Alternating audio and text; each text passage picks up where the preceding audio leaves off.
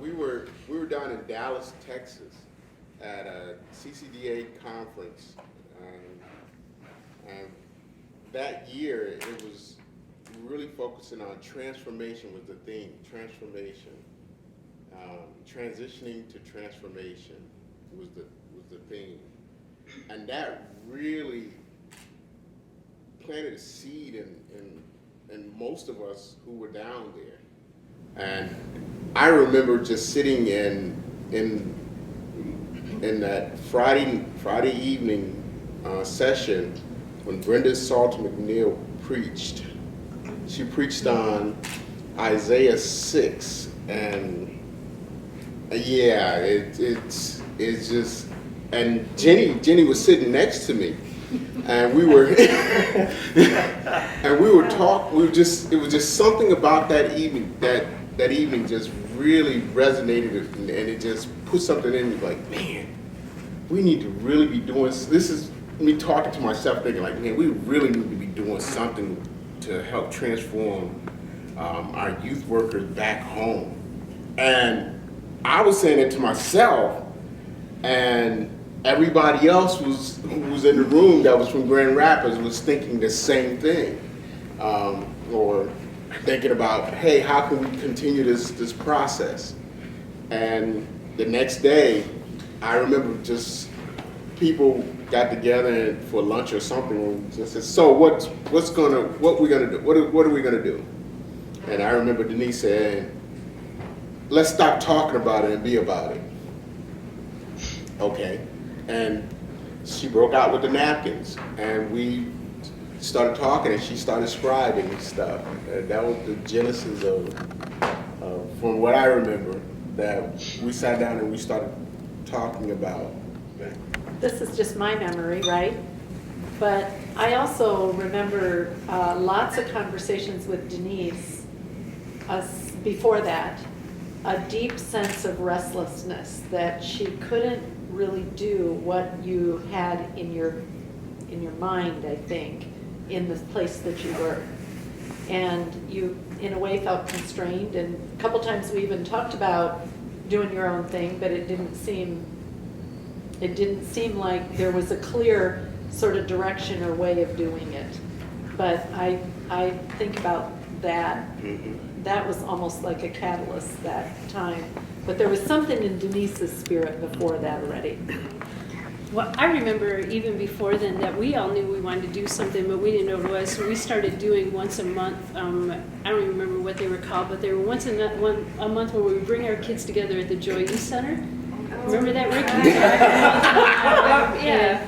That's right. And so a lot of this even started before then, but I think we all felt like we're not doing enough. Right. And this is just a one-time thing, but it's not really causing change in our community. But yeah, I'd forgotten all about that. But I remember taking kids from the Potter's house there, bringing them there a couple times.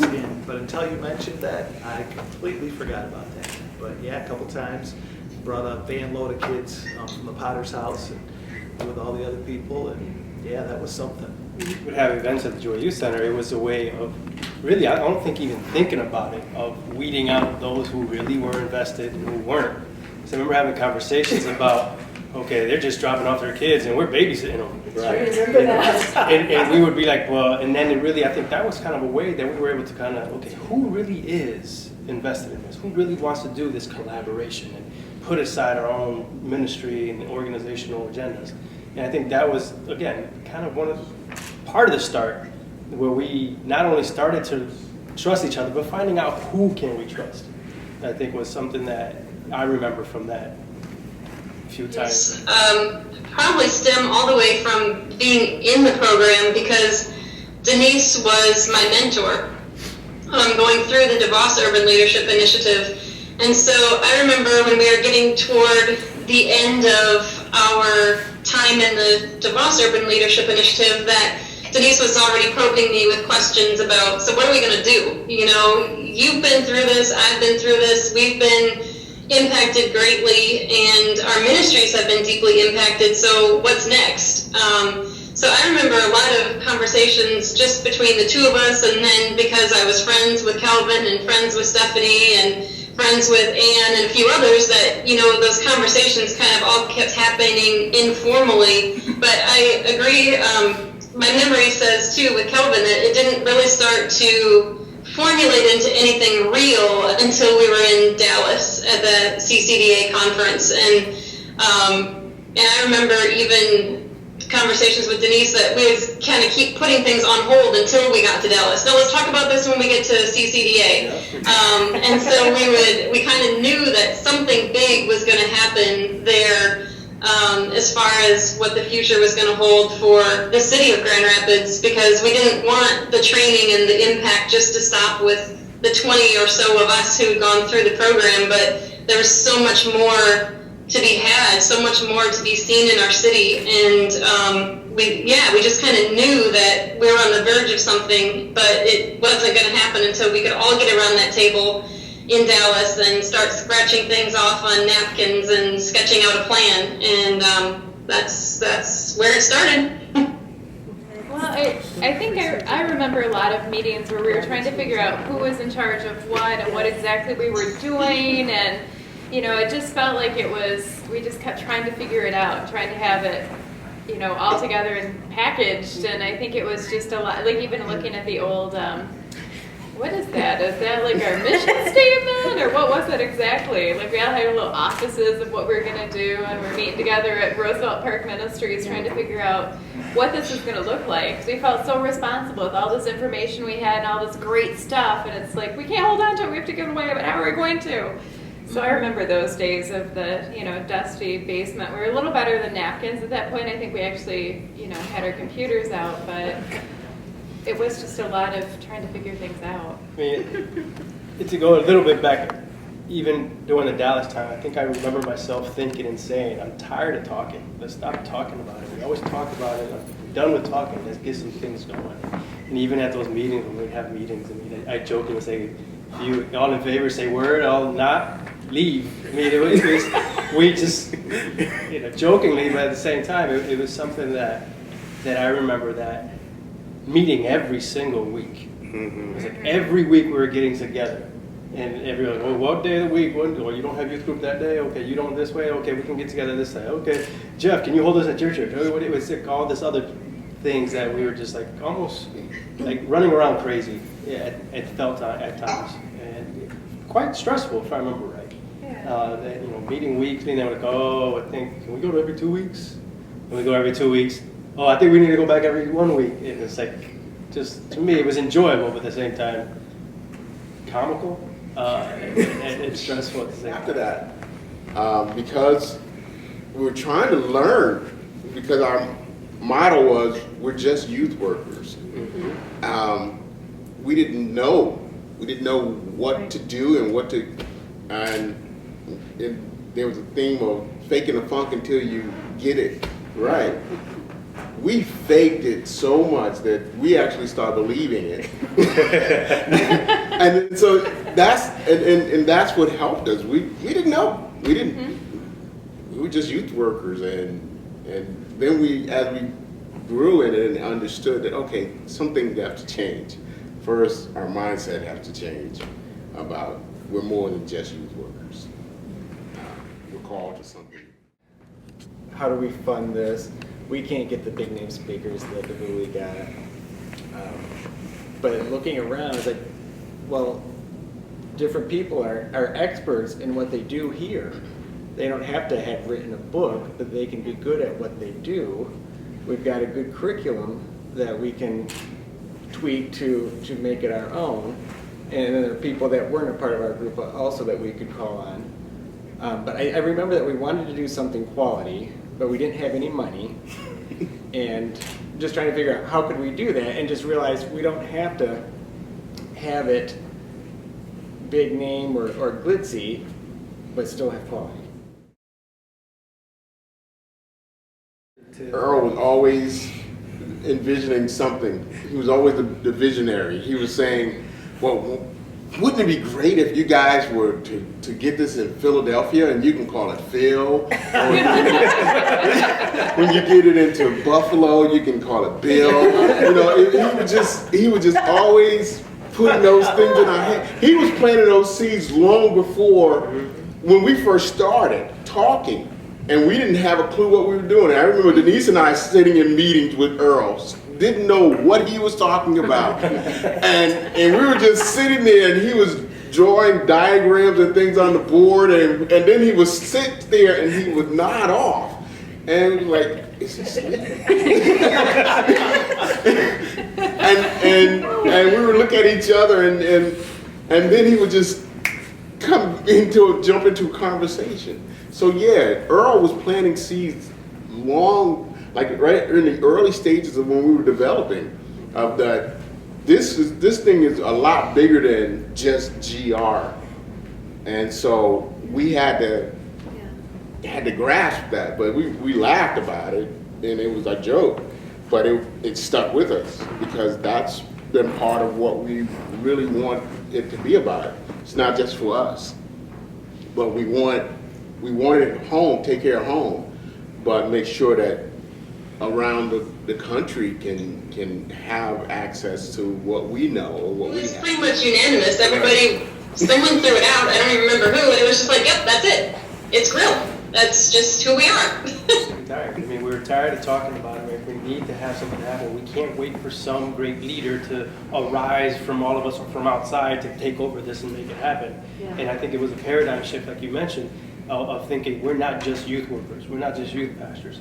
We have what it takes. And it took quite a bit of maturing for us to get to the point of, you know what, I'll lead that. Well, how about you lead that one? How about you lead that one? Okay. It was something that we were truly, it took a life of its own. The idea of empowerment, it was like we were empowering each other. So like, some of us would be like, you want me to do that? I don't know if I can lead that. Oh, yeah, you can. And so it kind of just started breathing on its own. And we were just like, oh, along for the ride. You know, I mean, I remember many times just reminding myself that, you know, God is doing something and I'm just watching it happen. And it was great.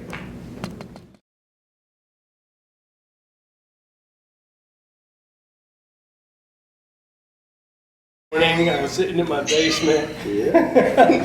And I think it was after the first national down south in Orlando.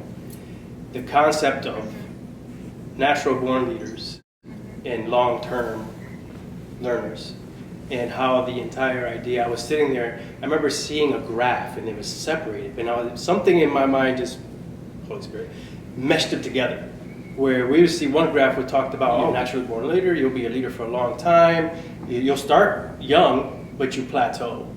And that's what that top arrow was. I think it's blue now, you know, the blue arrow. And then the green was like, but if you're a long time, lifelong learner, you'll slowly get to that position of influence, but you'll continue to rise and become better and do greater things than someone who is just natural.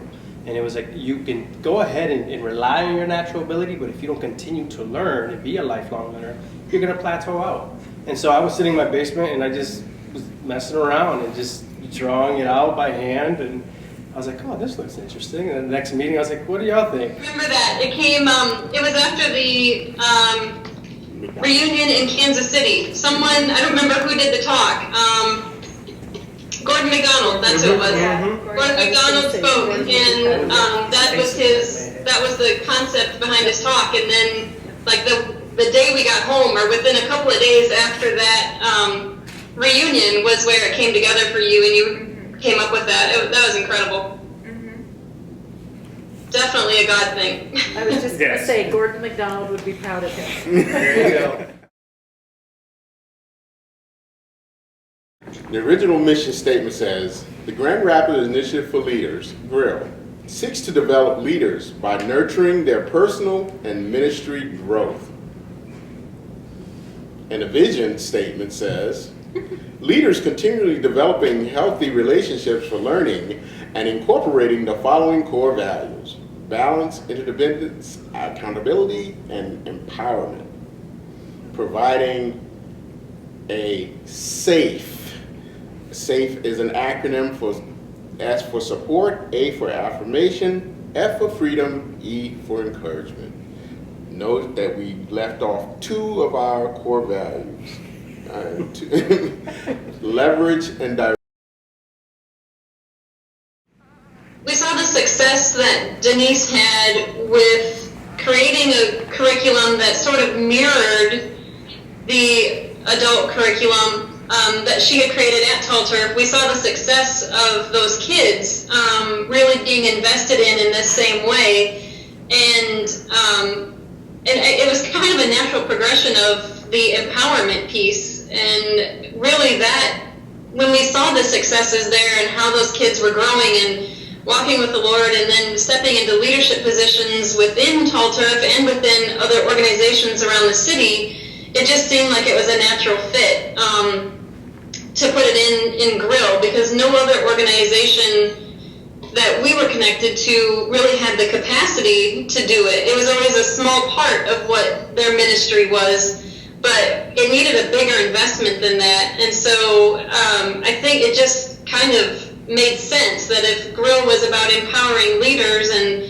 growing leaders, why wouldn't we do a teen component in addition to an adult component?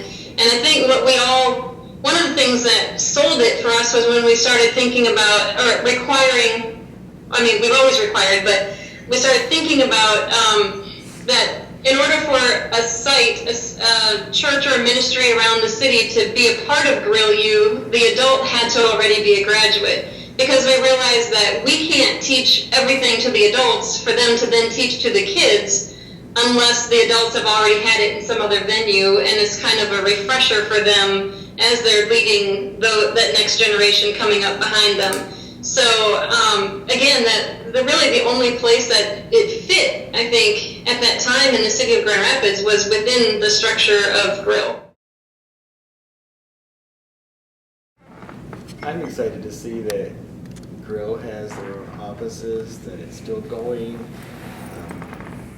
I'm not an active part anymore, but I'm encouraged to see all the emails about this training, that training, send this to somebody else who can come, to see the pictures of the graduates, to hear the testimonies about the people who've come through the program.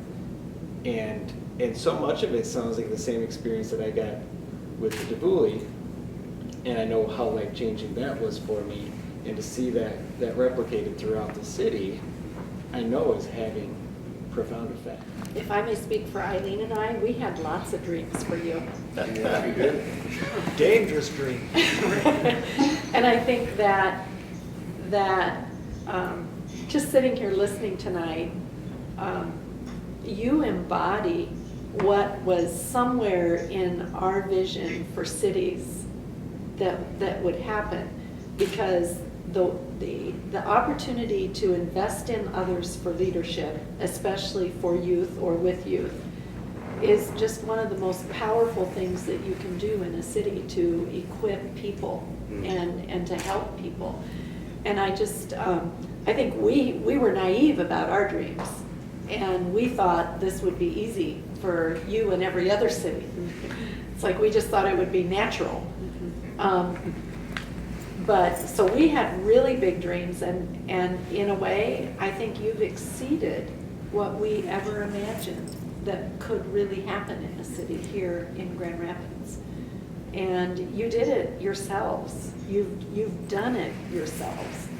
And you know, it wasn't just the 2 years of meeting together, but then when you started doing all the teaching and you started expanding to kids, it's like those relationships you guys have built around this, that laid this incredible foundation for this work to really succeed.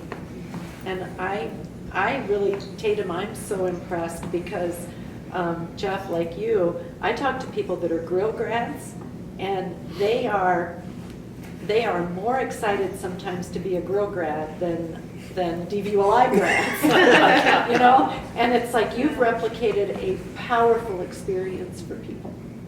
And it's, or you've created one, I should say.